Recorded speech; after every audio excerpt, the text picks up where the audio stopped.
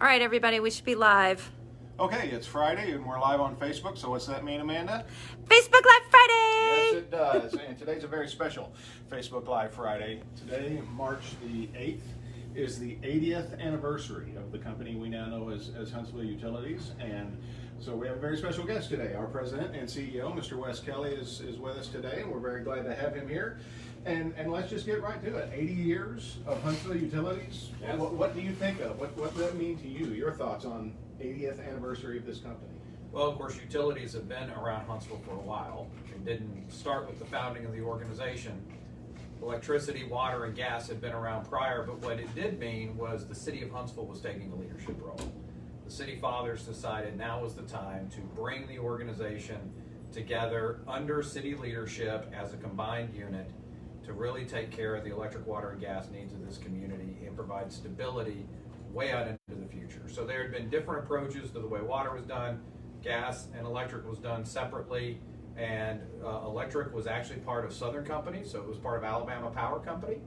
And the city took the bold step of buying the assets from Alabama Power and making it part of the city of Huntsville to provide the service as a public good. The gas system, I think, had been rudimentary prior, but it really was born out of Huntsville Utilities' creation 80 years ago. The water system has been around for a long, long time, been done in a lot of different ways, but the strength of the three, electric, water, and gas, being under a municipally bound organization. We're not like a department of the city directly, but what we are is we're a business-like unit that's owned by the city of Huntsville. So there's all these technical legal differences, but think of it kind of like the Civic Center, like the airport, like the hospital. These are business-like functions that are tied legally and structurally into the city of Huntsville. So we're happy to be part of that family.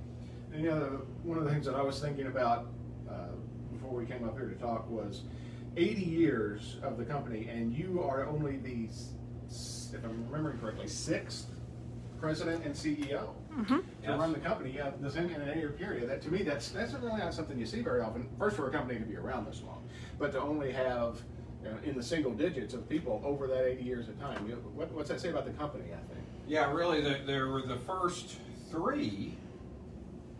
Yes, first three took care of this company until about 5 years ago. So we only had 3 CEOs until about maybe 6 years ago. And then we had one guy who was in the role for 2 years, and then another guy who was in the year for a year and a half. So I beat both of those guys. I'm at a whopping 3 years at Huntsville Utilities now. So I'm maybe the sixth, but I'm the fourth longest serving CEO in Huntsville Utilities history at 3 years. So that level of stability is just unheard of. It's incredible. I mean, when you have CEOs or general managers, as the more traditional title went, that serve for decades, that gives an incredible amount of stability to the organization. That means you're generally hiring young men and women, and then they're getting old in the job. And hopefully I'll be one of those people who's, God knows I'm getting older, but I'll make it all the way to the end. Well, you touched on this a second ago. Not only are we an 80-year-old utility company, we're an 80-year-old public utility company. One of the largest electric public utility companies in the nation, actually. And you've been in the utility business a lot longer than I have. What do you think the benefits are, the fact that we're publicly owned as compared to investor-owned utilities you see in other places? Well, investor-owned utilities are great. They're the main. They serve a majority of the population in the United States of America. I think it's some 70-some-odd% of the population. But they actually serve a fairly small percentage of the geography of the country. And the rest of the country, Huntsville and all sorts of towns and villages all over the United States, are either served by their municipal entity, like us, their cities, and or they're served by cooperatives. Those two things are different. Co-ops like Arab Co-op or Joe Wheeler Co-op or North Alabama Co-op, they're different but similar to us in that we don't have a profit motive. An investor-owned utility or private utility is just that. There are stockholders, and those stockholders expect dividends. There is obligations to corporate overlords. They care about what's going on in Wall Street. They care about what's going on in global markets. We don't. We care about what's going on right here. Being a municipally owned system, we care about Huntsville, Madison County. We care about what the heartbeat of the community, the financial health of the community, the priorities of the community, the infrastructure requirements of the community. We work here, we live here, we go to church here, we go shopping here, our kids are in soccer here. We are part of this place. And because we are municipal public power, we charge rates necessary to recover costs, to provide for a first-class utility with first-class services and convenient features and all the things our customers want. I'm not saying we go necessarily, we're trying to eke out every penny. What we are trying to do is to spend these resources prudently, wisely, and appropriately, because the infrastructure we put in the ground and up in the air has to last decades. We're not building for the developer's building a house today. We're not just trying to serve that developer or that first homeowner's needs. We're trying to serve the interests of every subsequent person who lives in that house for the next 100 years. And we think in we think in decades. We don't think in terms of years. I think that's one of the big differences between us and private power. I'm not interested dollars and cents and budgets. Y'all know me, that matters a great deal to me. But ultimately, we are making decisions for the long-term infrastructure investment of the community. And we do that by making good, prudent financial decisions at each step of the way. Waste not, want not. We don't need to be, we are spending public dollars. We're spending ratepayer dollars every time we invest in infrastructure, or we invest in our people, or we invest in a program and service. So we take that responsibility very seriously. This is not just our money or some sort of private equity investor money. No, this is ratepayer money, and that makes it sort of hallowed. That makes it special, and I think we take that very seriously. We've been talking about the 80th birthday coming up for since last year when we knew it was coming up. This is certainly not the way we thought we'd be celebrating it, not the conditions we thought we'd be celebrating it. It's been an adaptation for us here in an office environment, especially for our crews out in the field. What have you seen from your seat about how the company is dealing with the conditions we're all having to deal with? We have about 700 people that work here, and they're all nervous. They're all uncertain. We're no different than anyone else. We watch the news and are sort of blown by what we see.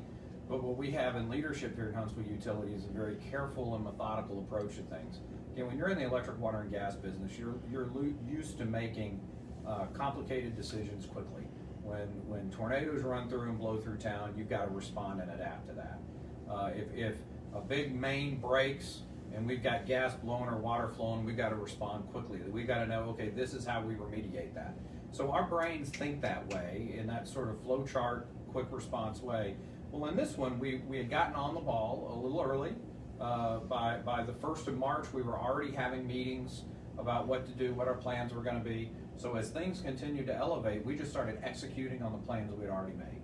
And so we've been able to pretty effectively either keep up or be slightly ahead as things develop. So some of the things that we did, of course, is we did start separating our people. We're bringing folks back, but we staggered our shifts. We didn't want all of our guys getting into a warehouse at the same time and mingling around. Some crews would start at 5:30, then some crews at 6, then some at 6:30, then some at 7, then some at 7:30, just to spread people out. So, and then know if Billy Bob's sick and you want to take Tim and put it in Billy Bob's spot and they're on different crews, nope, you can't do that. Each crew is a succinct unit, and we're not going to cross-pollinate, because if one of them gets sick, then that's going to impact the group. We did have one of our employees who did get sick. Thank goodness he's back at work and doing great. Everything worked well. While he was out, his crew was out, because they were treated as a unit to make sure that we didn't allow that to spread. Our absolute critical facilities, our water plants and our dispatch facilities, have operated differently. Since, I think it was March 13th or so, they've been locked down. If you're not a grade 4 operator, you're not getting in a water treatment plant. And you've got to pick which plant you're at, and you're at that plant. No one's moving around between plants, because we don't want anything to spread. Same like our dispatch. They're working rotating 12-hour shifts, and that's been working out well. So we've had odd shift schedules. We've had certainly social distancing. We've tried to do things to allow all of those critical services to flow, all of our normal practices to work. but we've been trying to do it in a socially responsible way for our employees and for our customers. And you were talking about the water treatment plants. Besides being the 80th birthday of the company, this across the country is National Drinking Water Week, where we take time to celebrate the men and women who supply us with drinking water, and we educate the public about what it takes to supply them with drinking water. Ordinarily, we would have the Drinking Water Festival out at UAH, but of course that was postponed.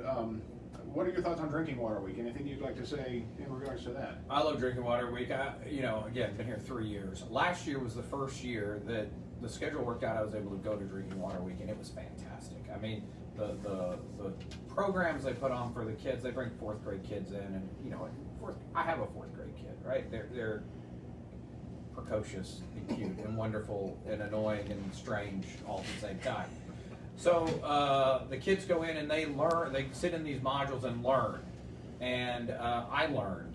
And of course I've been in the industry for decades, but still it's neat to see the straightforward way our people could present the importance of quality drinking water. And quality drinking water starts at the source. How do we keep the rivers clean? How do we keep land runoff from creating problems in our tributaries? It all starts really at the little rain gutter that you may have running down your street or in the back of your field. Ultimately, that's going to be something someone drinks. So because all that runoff that runs down the land into the creeks and then ultimately into the river ends up getting pulled back out of that river through a series of pumps and filters and processes that are fun to walk kids through as well. And then we turn on the faucet and we drink it. It's an amazing thing. We talk about how power outages get a lot of attention. We had a significant power outage last Sunday due to that freak storm that came in. Terribly high winds and blowing from the wrong direction. People may not think it matters. It matters which direction the wind blows, because trees are used to bending that way do not do so well when asked to bend that way, like my finger. It doesn't do it, right? Trees don't do it either. They snap instead. As a friend of mine said, they show their roots when you want them to bend the wrong direction, and that's what happened on Sunday. Our friends in Tennessee are still battling that. They have thousands of customers out of power. So we've continued to be able, despite all this, been able to keep those lights on. But my point is, that gets a lot of attention. Electric always is going to get a lot of attention because it literally powers our life. You want to know what's fundamental? Turning on that faucet and getting clean, safe drinking water. If that mission fails, nothing else matters. Right. We have sort of a level of prioritization. And again, people talk about electric outages because it's an inconvenience. It's a real pain when the power goes out. But if there's a gas leak that results in an explosion that blows away a block of houses, we're not going to care about little details of life. Inconveniences stop mattering. If there is a problem with the quality of our drinking water that gets people sick, nothing else matters. That's show-stopping material right there.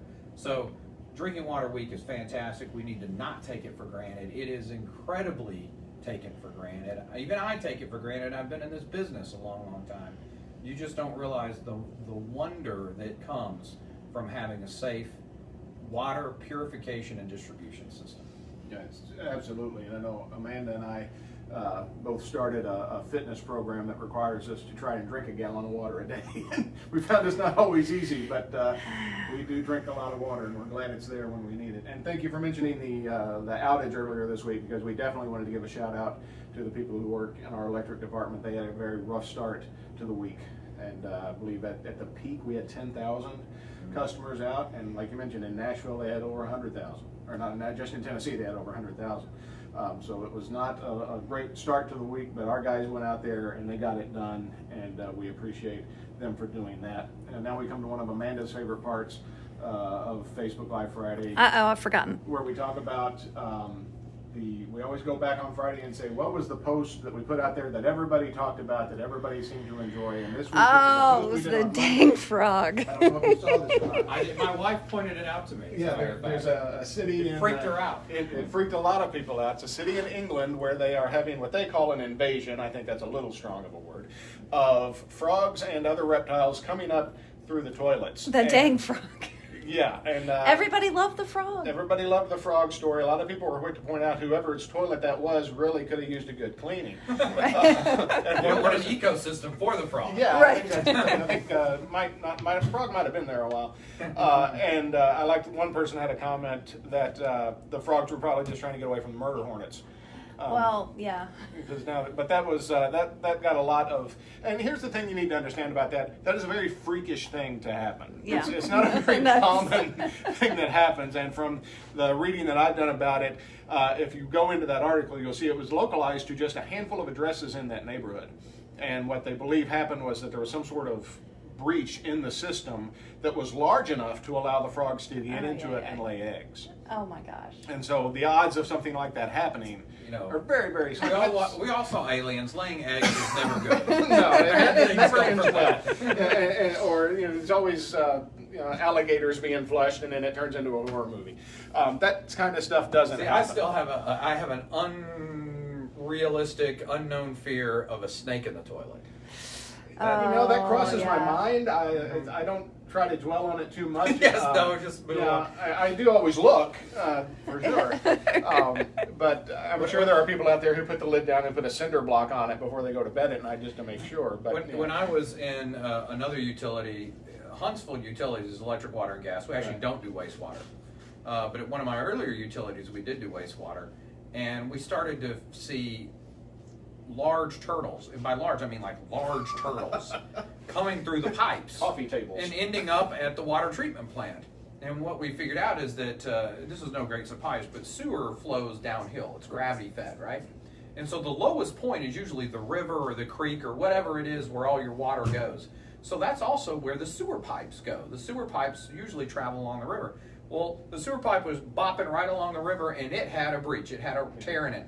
And then come to find out that the river started flowing into the sewer pipe. Oh god. And so not only were we treating a lot more water than we were treating raw river water, Right. trying to make it clean again to put it right back in the river, which is not an effective use of resources or money. But we were picking up wildlife along the way. Oh wow. Yeah, a lot of people said on the comments that just the picture alone freaked them out. And it was the stuff of nightmares. To me, I have no problem with frogs, but yeah, a snake, that would get my attention. I used to live out in Arizona, and scorpions were the thing I was always scared of out there. And they don't tend to crawl in toilets, but still, you gotta keep an eye out. You know, we have had scorpions That's in our true. house here. Yeah, Luckily, I have heard of it happening. I am told that the scorpions in Alabama they hurt like a wasp sting, not like a. I don't want to test it. No, I don't want to know. I was in my living room and I saw it crawling on the floor. I was like, my God, that looks like a scorpion. And I said, surely not. And it was. My kids brought one home in their luggage from camp, from summer camp. He's like, oh, I just saw a scorpion go across my bed. Of course, unpacking on his clean bed. Yeah. Everything from camp.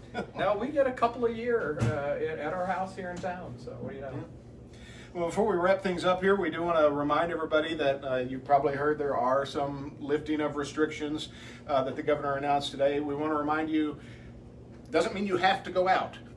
You can still do all of your business with us online, make payments, check on your account. It can all be done on the phone or online through our mobile app. All that can be taken care of. We encourage you to take use of those aspects. We want to give a big shout out. This Sunday is Mother's Day, so we want to give a shout out to all the mothers. You look like you didn't know. Oh, I'm ready. Oh, okay. I'm ready. I've got it all lined up for what the kids need to do. Right. And since I know my mother always watches this, I just want to say I was going to come and do some work in her backyard today. I'm not going to do it now because of the weather. So that saves me a phone call. Okay. It's also Nurses Week. We got to give a shout out to all the nurses who are on the front lines again because I'm married to one. So giving a shout out to all the nurses, not just because I'm married to one. Nurses do a great job. It's a very hard job. She's been doing it for a long time. But all nurses. I have a nephew who graduated nursing school. He's probably not watching. He lives in Iowa. But shout out to him as well. Yep. Is anybody else in my family I need to give a shout out to? Yeah. It's also, Amanda mentioned earlier to me when we were talking, it's Teacher Appreciation Week. Mm-hmm. It's been a very weird school year. Weird school but, year. We do appreciate the teachers for all they do. We appreciate you, Wes, for taking the time out of your day to talk with us. Been a We pleasure. Appreciate it. Anything else you want to toss out there before we? This is much more interesting than my usual afternoon meetings. So this is budget season for us. So that is an exciting time of year. I really like it because I'm a big believer in plan your work and work your plan. So as it is an awkward time though because of the pandemic and because of the economy and the joblessness, and it's an awkward time to make plans. And I know we're not the only organization struggling with that, but excited about the year ahead. Great. Amanda, what did I forget? This is your other part. No, we've made a list this Okay. time. We Well, were we thank prepared. you for joining us, Yep. and everybody stay safe. Happy Mother's Day, and we will see you next Friday. All right. Bye, guys.